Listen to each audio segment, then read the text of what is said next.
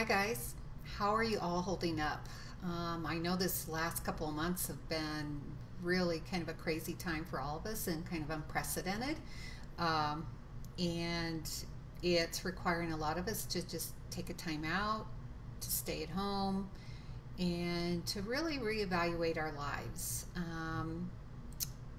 I know that for some, this won't be hard. For others, it's very difficult. And I know all of us keep our thoughts and prayers on all of those that continue to go out and work every day to keep our country running while the rest of us are being asked to stay at home. And this is something that we don't know how long, but we will get through this.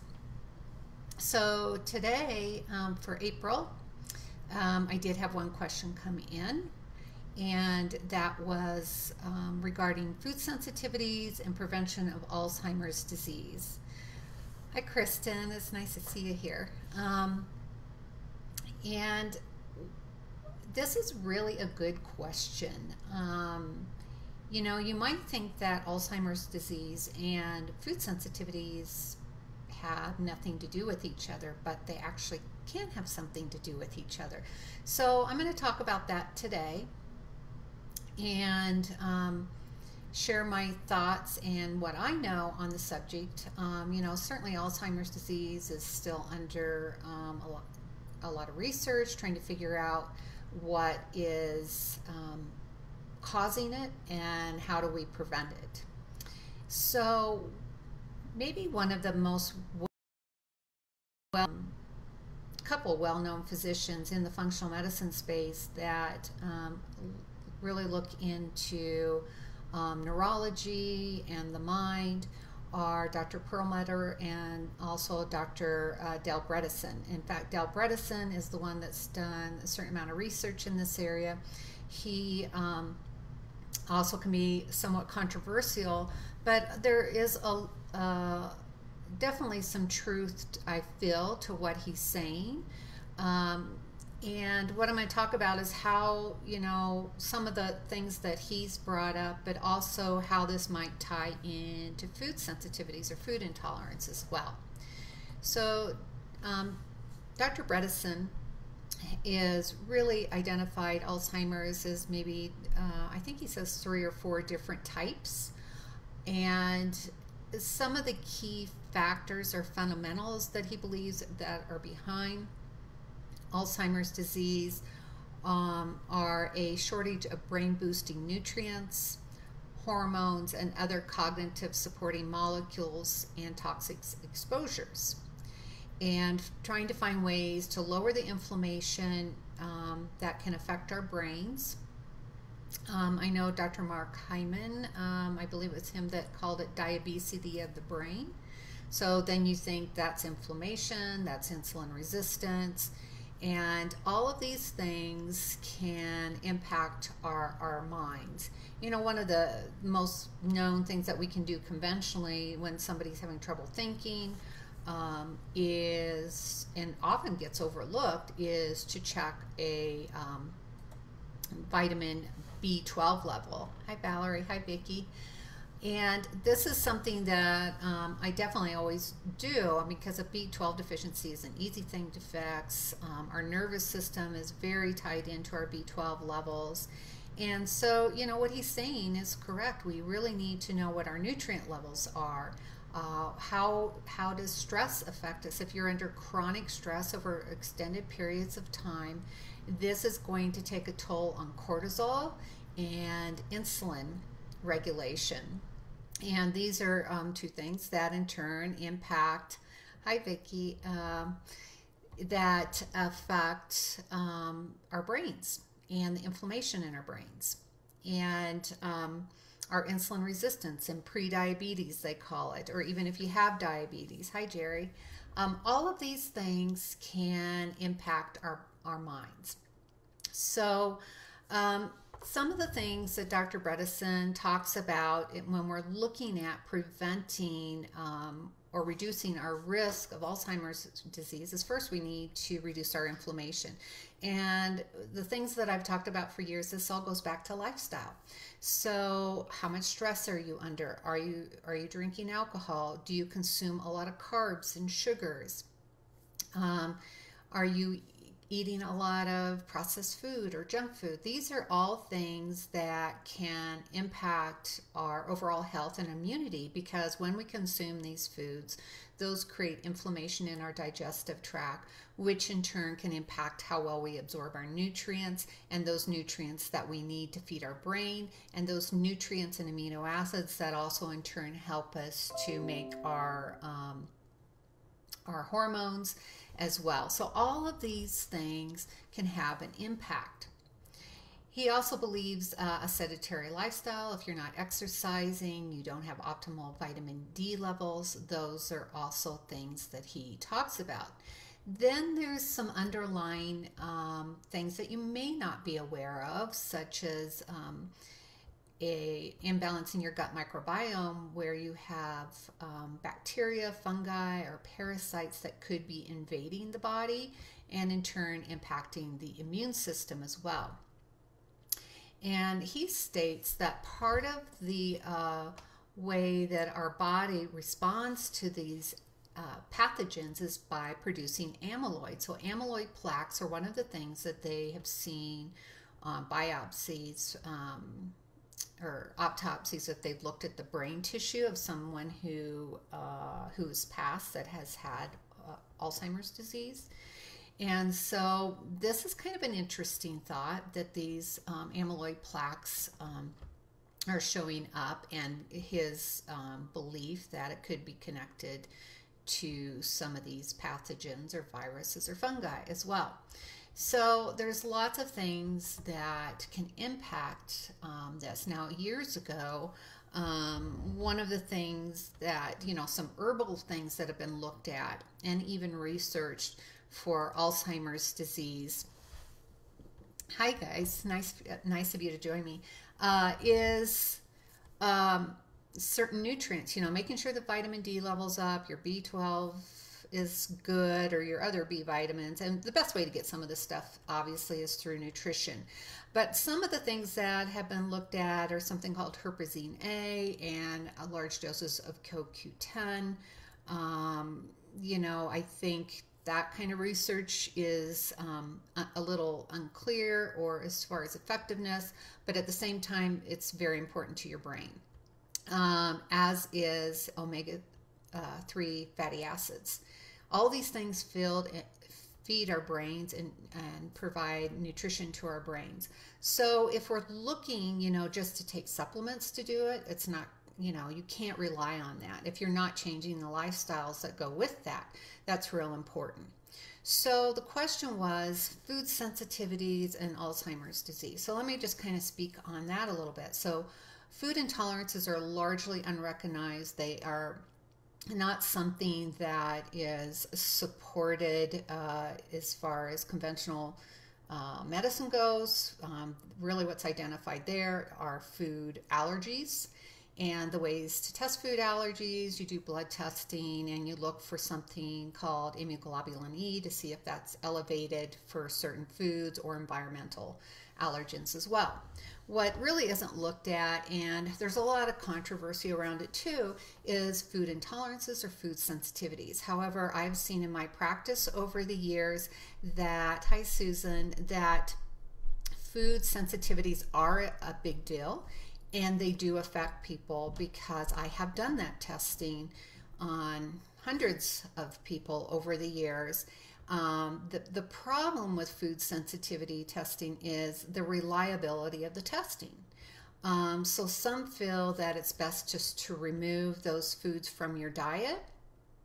Do an elimination diet, like take out gluten, dairy, soy, eggs, corn, fish, nuts, seeds, those kinds of things. Take them out of your diet and then reintroduce them. The problem with that is you may find relief, but I've also seen people that don't find relief, and you're asking them to take out a lot of things that may or may not be impacting them. So many food sensitivity tests look at one marker called an IgG, or immunoglobulin G. And this is going to, I believe, give you some false positives and some false negatives. So that decreases the reliability of the testing. So what you may see on those kinds of tests is somebody may get a positive result when they're consuming that food quite often. And this can be a problem. And this is where some of the controversy comes. So if you ask, an allergist if they believe in food sensitivity tests, they're going to probably tell you no and don't waste your money on it. I really believe in one test and have seen it correlate very well with people's symptoms. And I'll give you some examples of that. So this test is called a mediated release test. And it is a food sensitivity test that looks actually for immune and inflammatory markers in the body. IgG is one of them, but they also look at IgM. So those two immunoglobulins look at potential recent and past exposures and how the body's reacting. But it also looks at something called C3 and C4 complements. And C3 and C4 complements are another way to look at if you're having an inflammatory response in the body. So it takes all four of those, it pulls it off the white blood cells and sees how it's reacting to, with that test, about 170 foods, chemicals, and additives in foods.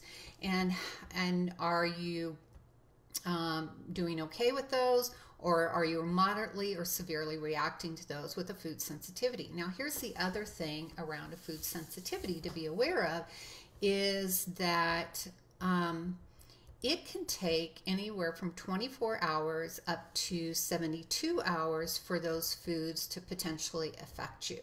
So when you say take a food out for a day and say, I didn't notice any difference. Well, it may take you a week or more like 2 to 4 weeks sometimes for you to even notice that taking that food out affects you. And then if you reintroduce that food, what I often will tell people, have it one day and wait 3 or 4 days before you have it again. Are you fine in that 3 or 4 days? You're probably okay. However, what sometimes people will do is they bring it back in, they say I'm fine, and they start eating it every day. Well, if you're having that delayed kind of reaction, you may not be able to pinpoint that. So another way to look at that scientifically, you might say, in the science, is when you have an allergy, they call it a type 1 or type 2 hypersensitivity reaction. A food sensitivity is what we call more of a delayed reaction, a type 3 or 4 hypersensitivity reaction. So what the foods can be doing when we ingest them is they create inflammation. And some people may say, well, I don't have any digestive issues. I feel fine. Well, do you have headaches or brain fog or joint pain? Are you having trouble sleeping? Really, food sensitivities can affect any part of the body it so chooses, from your neurological system to your gastrointestinal system, urology, endocrinology, dermatology, musculoskeletal, or pulmonology, so the lungs. So what are some of the symptoms you might experience or conditions you might have if it's affecting your brain? Now, over time, when we're talking about Alzheimer's disease, this is a slow and gradual thing. And so any inflammation in the body, which can in turn impact the brain, the question Dr. Dale Bredesen, or that he proposes, is that it can cause amyloid plaques to form. Now, can you put those two together, and can I tell you that those are causation? No.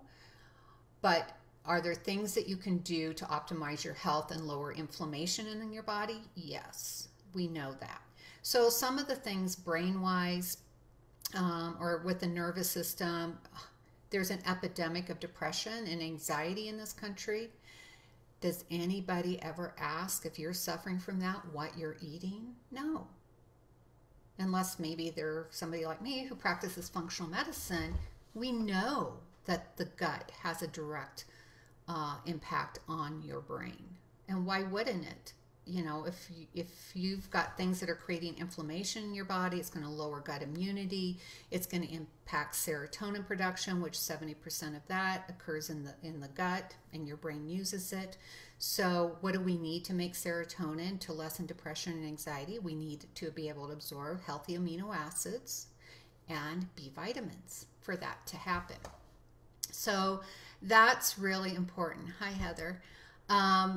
So there is definitely concern in that regard. Another one would be ADD and ADHD. Does anybody look at those kids' diets and look, are they getting enough omega fatty acids? Are they consuming sugars and foods with additives and colorings? Those have been things that have potentially been linked there. And as I mentioned, sleep issues is another one. Migraine headaches is a big one. So let me give you an example of that. One of the people I saw in the past wanted to come in and do a food sensitivity test because she was having migraine headaches. And she said she thought maybe it was the coffee she was drinking, so she switched to tea, but she kept having these migraine headaches. She was having headaches every day. And so we did a food sensitivity test, and we found what foods that she was sensitive to. And through that, we did a process of elimination. And lo and behold, when I saw her back a month later, she hadn't had one headache. And one of the things she was strongly reacting to on that test was tea. And she was drinking tea every day. She took it out, and she said just like that, her headaches went away. Other people, it might be more subtle. Maybe they're having problems with joint pain, and they'll see this gradually happen over time. People are taking anti-inflammatories for their joint pain and never once thinking about what it is they're putting into their mouth. So that's something, to be aware of. And not everybody can do a food sensitivity test, but certainly you can do a food elimination diet. Gluten and dairy are hugely known to be inflammatory. But other things, let's talk about how food intolerances affect your gut. They could potentially cause bloating, gas, diarrhea, constipation, heartburn or reflux. So let me give you an example there. So years ago, I had a gentleman come to me who had for 2 years been experiencing heartburn and reflux. And he was taking the traditional treatment for that conventionally, which was they put him on Prilosec, a proton pump inhibitor, also known as omeprazole. He wasn't getting any relief from it. He was still having the symptoms. And so we decided to do a food sensitivity test on him. Hi, Laura. And lo and behold, we saw what foods he was sensitive to. We took those foods out of his diet and started to reintroduce them over time, put him on a complete protocol of how to go about this. Now, did I pull him off his Prilosec? Absolutely not. Because the problem when you do that, particularly if somebody's been on it for a long time, they're going to get rebound reflux. And they're going to say, well, this doesn't work. So they go back on the medication. So what I did in his instance was we started him on the food elimination, and we didn't change anything else first. And we did that somewhere between 4 and 8 weeks, and he started to see some improvement. And so during that time, I wanted to give his gut some healing time to lessen the irritation and inflammation. And then once we had done that, then very, very slowly we started to pull back on his Prilosec. And I think, as I recall, because that was several years ago, that it took him between 6 to 9 months of slowly weaning off that. And when I last saw him a couple of years ago, he was still not back on the Prilosec, and he was doing fine. So these are some of the things where we really need to look for root cause and not just blindly hand people medication. Now, there's a time and a place for that, and it may help somebody get over the acute phase of things, but ultimately we want to pull back on these things if we can, once we figure out what are some of the underlying triggers that are causing a problem. And food intolerances is a huge unrecognized problem. So how accurate is a food sensitivity test? Well, like I said, some of them are not very accurate at all, but the mediated release test that I do, I feel is very accurate. It has a sensitivity and specificity in the about 94%, which what that means is that test should be reproducible. If I did 3 of those tests right in a row in somebody, in 3 separate blood draws, I should be seeing the same results. The problem with a lot of food sensitivity tests that only check one marker, an IgG, what potentially can happen there is you do 3 tests and you get 3 different results. So that just, throws the reliability of that test out the window. So you do have to be careful on the types of tests that you do. So back to food sensitivities and what kinds of symptoms that they can potentially cause in or outside of the gut. So we talked about the nervous system and how it might cause migraines, depression, anxiety, ADD, ADHD, insomnia. We talked about the gut and how it could cause gas, bloating, constipation, diarrhea, can aggravate things like Crohn's and ulcerative colitis and cause heartburn. Then the urinary symptom, you wouldn't think it would have impact the urinary system, but potentially it could, with something called interstitial cystitis, because that food sensitivity, for some person, it might irritate their bladder, and so they have this constant urgency and need and feel almost like they constantly have a urinary tract infection. It's constantly irritating the bladder. Now, I've seen people take out certain foods and improve those symptoms, but sometimes I think it's more than just food sensitivities that's impacting that. As well, it can be the balance in their gut microbiomes, and do they have an imbalance in bacteria or fungi happening there that's causing an irritation. I've seen that, and worked on improving that to get some relief.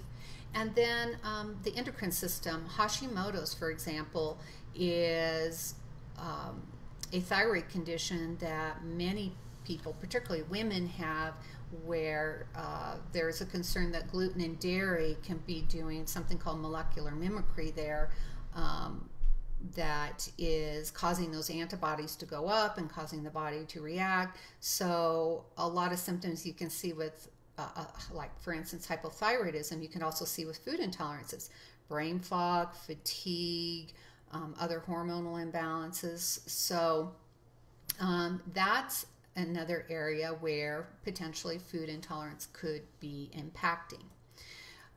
Then even on the skin, I might have somebody that has an unexplained rash, and they've been to the dermatologist and they've tried all kinds of things. It could be a food intolerance. It could be that they have trouble breaking down histamine in the food that they eat. So that's another area of concern to look at. So we're trying to figure out these root causes. Food sensitivities just being one of them. There are other areas that need to be considered, from nutritional to hormonal to gut microbiome, and can't undermine the impact of stress and sleep. Those are huge on our bodies and our immune systems as well.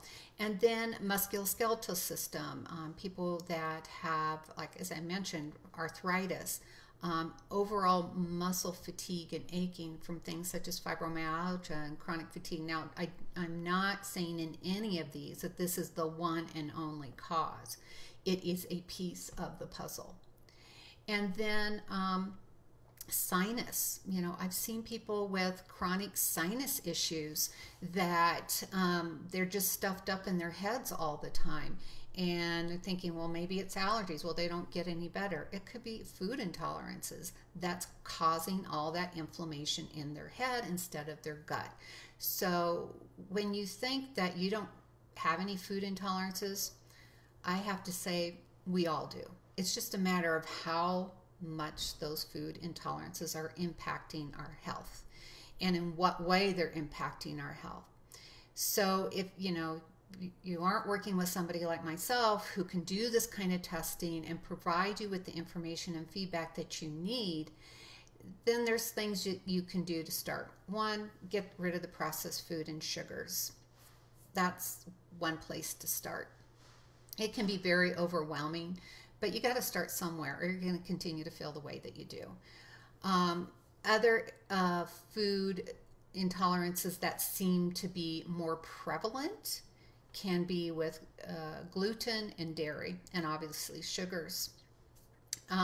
Now, I will say I've had people that have tried to do those food eliminations, and they take these foods out for 4 to 8 weeks.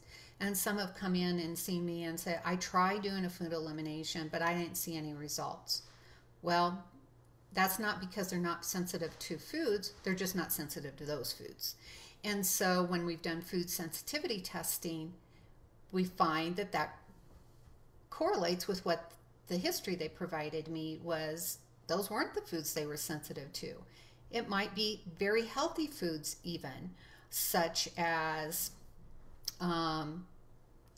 spinach, strawberries, carrots, very, what you consider healthy foods. Those may be the things that they're actually reacting to that you would have no idea that those were impacting you. Dixie says, have any idea when you are coming to Des Moines?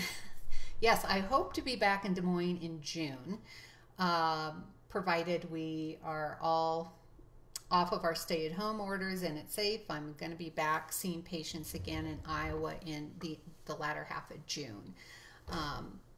And that is something that I try to do at least about 3, sometimes 4 times a year. I do come back and see people in Iowa because all of my family's still there. And I, thankfully have lots of patients that I'm still connecting with through there as well.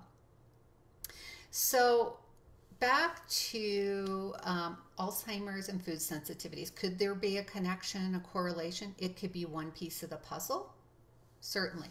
Based on Dr. Dale Bredesen's work, he does definitely say that, and this there's an article on the Women's Alzheimer movement from Dr. Bredesen, and speaking specifically and also referencing Dr. David Perlmutter as well about the connection with gluten in particular.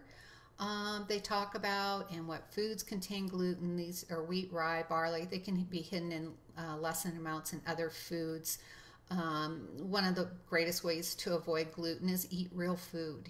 Eat fruits, eat vegetables, eat nuts, eat seeds. None of that contains gluten. But once you go into any kind of processed packaged foods, that's where you potentially can run into it. Now, you can look all over the internet for gluten-free recipes, what foods contain gluten, to kind of help you out on that. So if you're going to do an elimination, I recommend taking those foods out for 4 to 8 weeks. And then if you're going to reintroduce them, do one at a time, one day, wait 3 or 4 days. Do you notice a difference? And quite frankly, did you notice a difference when you were off the food in the first place? If you did, more than likely there's a connection there. And then, as I mentioned, Dr. Bredesen talks about insulin resistance and restoring insulin sensitivity, reducing, keeping your blood sugars under control, managing stress, and also hormones is another thing he talks about. Optimizing hormone balance, making sure that you're supporting those in the best way. Now, that may mean for some taking hormone replacement, and I would prefer a bioidentical hormone, but there are ways you can support your hormones nutritionally as well. So it doesn't mean that everybody has to go on hormone replacement therapy. I mean, those have risk and benefits as well. And then eliminating toxins. So what's one way that you can eliminate toxins from your diet? That would be, drinking water. Water keeps you hydrated. It helps flush your system. Exercise. Exercise helps move your lymph. So your lymphatic system is where all the garbage goes in our bodies, and we got to move that out. And to move that out, we've got to be moving. Also, that you're eliminating the processed foods. You're trying to move to more organic whole foods because you're going to eliminate your exposure to pesticides, herbicides. And also, I believe genetically modified, very controversial, but I've seen enough and believe in my heart that this is something that we need to avoid. And then look at your skincare products, your shampoos, your makeups, those kinds of things. They're full of hormone disrupting chemicals. And that's another area. And a lot of, believe it or not, these things also contain gluten, and your skin's a very porous surface, so it's going to get in that way too. So yes, it can be very overwhelming, but any of these things can create inflammation.